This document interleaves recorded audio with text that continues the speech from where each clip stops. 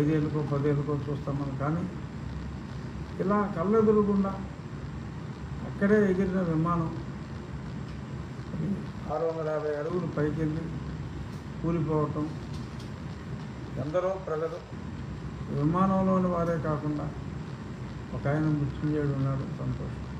కానీ సుమారు ఒక 80 నుంచి 90 మంది భోంచేస్తున్న వాళ్ళు, హాస్టల్లో ఉన్న వాళ్ళు కూడా మరి సడన్గా ఇలా మృత్యువాత పడటం ఇది పెను విషాదం. ఆ విషాదంలో తనువు చాలించిన వారందరికీ నా ప్రగాఢ, వారి కుటుంబ సభ్యులందరికీ నా ప్రగాఢ సంతాపాన్ని తెలియజేస్తున్నాం.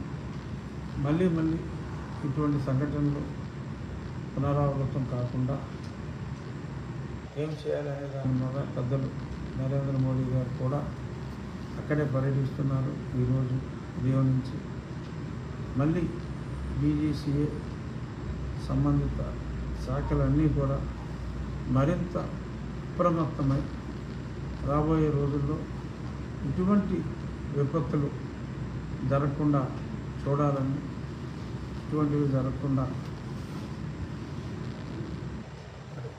ఏదైనా మనకు కష్టం వచ్చినప్పుడు భగవంతుని ప్రార్థిస్తాం. ఆ భగవంతుని ఇటువంటి విపత్తులు లేకుండా చూడాలని ప్రార్థిస్తూ మరొక్కసారి ఆ దుర్ఘటనలో మరణించిన వారి కుటుంబ సభ్యులందరికీ సానుభూతి తెలియజేస్తున్నాం.